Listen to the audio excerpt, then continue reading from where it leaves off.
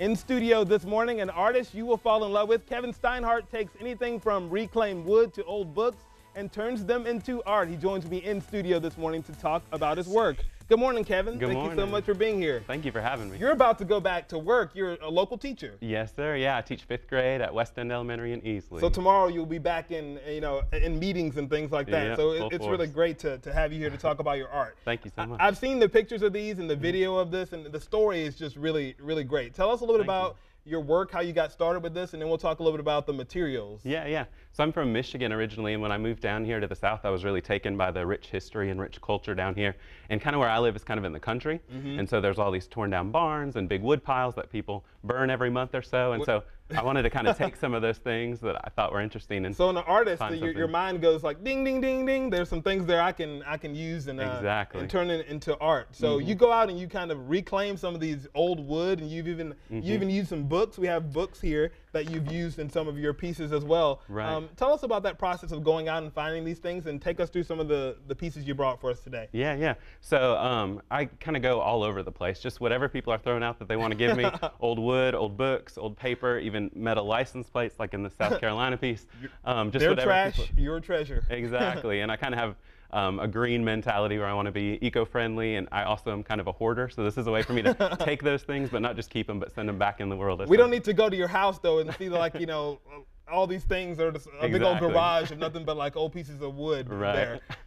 What inspires you when it comes to color and design? We have obviously, I love the Greenville one here, and I think people at home will like that one too. But is it just like regionalism, local type stuff that inspires you? Yeah, definitely. Where I'm located here in the South is just perfect for what I do. So I do a lot of nature because I'm kind of at the foothills of the mountain, so a lot of birds and even deer and things like that, pieces like that, and then South Carolina pieces.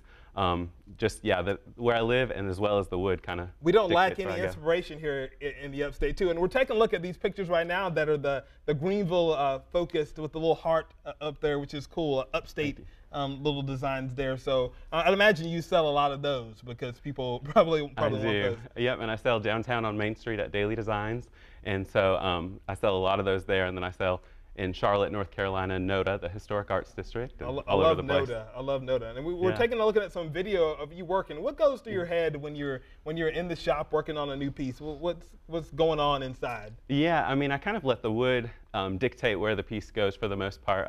I do a lot of custom pieces as well, and so I work with families or churches or organizations that have pieces that they want me to use in an art piece, especially for them. And so all of those things kind of inspire me to what I do. And you said you really like doing those commission type pieces because I'd imagine it gets you outside of the box of doing something that maybe you haven't done before because it comes from an individual who wants something very specific. Exactly, and that's so meaningful to me to take something that was valuable to somebody at one point and now is just discarded or stuff they don't know what to do with anymore and turn it into something they can take with them to the future. And here in the upstate of South Carolina, we have such a rich textile and mill history that it's almost like giving that story a second life. Absolutely, and that's what I'm all about, is just finding the beauty in these old things that are being lost and kind of reclaiming them and making into something desirable again. These pieces are awesome. You have a website as well as an Etsy page where people can go and there find this. Tell us your website. KevinStinehart.com is my website.